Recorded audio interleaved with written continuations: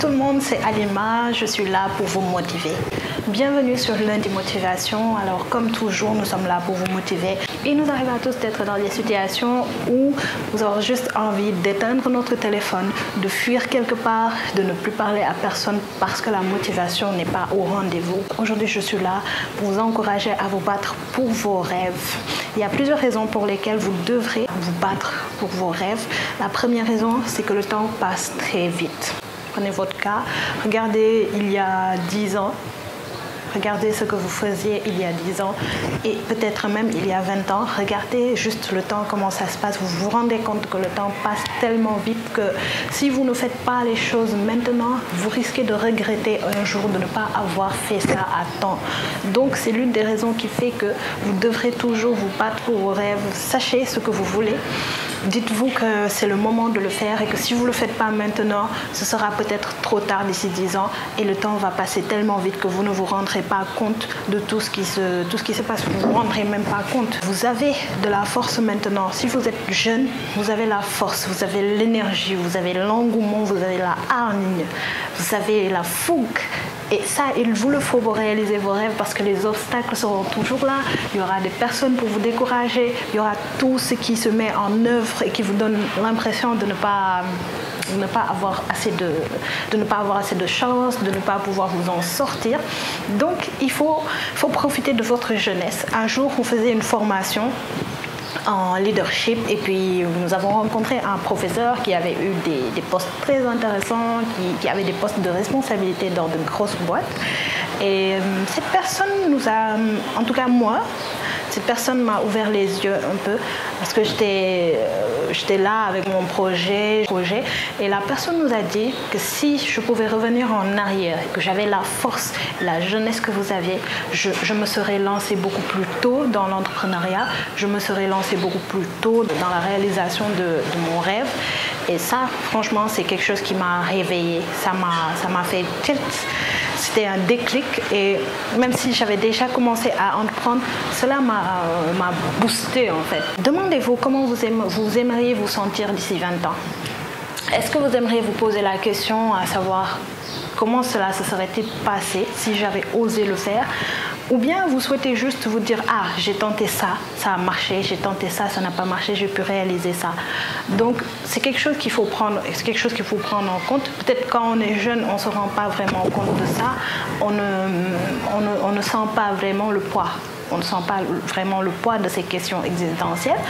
Mais demandez-vous qu'est-ce que vous auriez aimé faire, où est-ce que vous auriez aimé, qu'est-ce que vous aimeriez faire et où est-ce que vous aimeriez être d'ici 20 ans.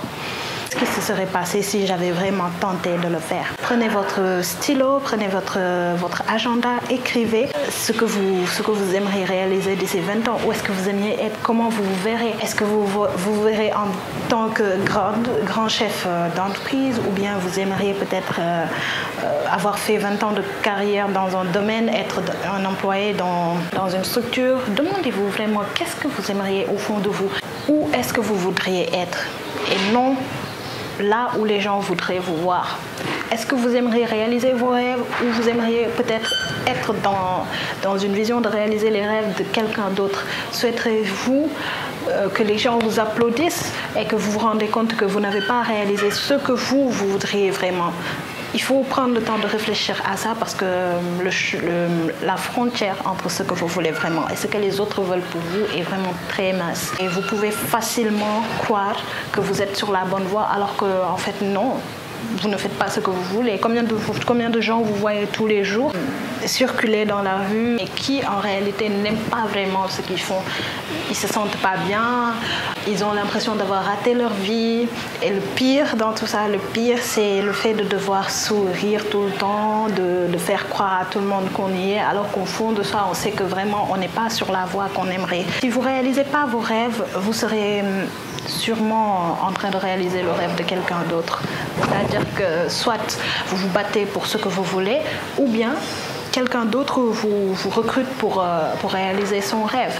Après, il n'y a aucun mal à suivre un plan de carrière, savoir ce qu'on veut, un parcours, parce que chaque personne a son parcours et il faut forcément vivre ce parcours-là pour au moins ne serait-ce qu'avoir une expérience qui vaut quelque chose, en tout cas dans son domaine. Si vous ne vous battez pas très tôt, parce que vous ne vous mettez pas dans la tête que vous devez réaliser votre rêve, il y aura forcément quelqu'un qui va vouloir réaliser son rêve et qui va faire appel à vos compétences. Et ça demande de connaître sa valeur, de savoir à quel niveau vous êtes, qu'est-ce que vous savez faire, qu'est-ce que vous ne savez pas faire, vos forces, vos faiblesses. Donc, battez-vous pour vos rêves. Si vous ne le faites pas, vous serez le pion dans l'échiquier de quelqu'un d'autre. C'est sur le terrain que vous apprenez. J'ai fait des études en ingénierie, j'ai eu mon diplôme, j'ai travaillé dans un bureau, j'ai été recrutée à un moment donné, j'ai travaillé en tant qu'ingénieur pendant un temps. Et j'avoue que je n'ai jamais autant appris sur le terrain qu'ailleurs. Franchement, le terrain, c'est le meilleur professeur. Le terrain, c'est le meilleur professeur. Dès que vous prenez l'initiative, vous levez et que vous foncez sur vos rêves, vous vous rendez compte que vous êtes vraiment en train d'apprendre. Vous devenez beaucoup plus fort, vous devenez beaucoup plus résilient. En tout cas, si vous continuez, parce qu'il y a plus de 80% qui, au bout d'un temps, abandonnent. Un an, ils abandonnent. Donc, si vous prenez le temps de faire le nombre d'années qu'il faut dans le domaine, vous vous rendez compte que, waouh, j'apprends énormément de choses. Vous devenez polyvalent. Un jour, vous allez faire des vidéos. Demain, vous êtes commercial sur le terrain. Après-demain, vous êtes dans la production. Il y a énormément de choses à faire et vous devenez quelqu'un qui s'adapte beaucoup plus vite, qui devient beaucoup plus fort, qui gère de plus en plus les équipes, qui développe en tout cas sa capacité de leadership. Et ça, pour moi, c'est un trésor. C'est un trésor. Aujourd'hui, je vous ai donné 5 raisons de vous battre pour réaliser vos rêves. Si vous en avez d'autres, donnez-moi ces raisons en commentaire. Et rendez-vous lundi prochain.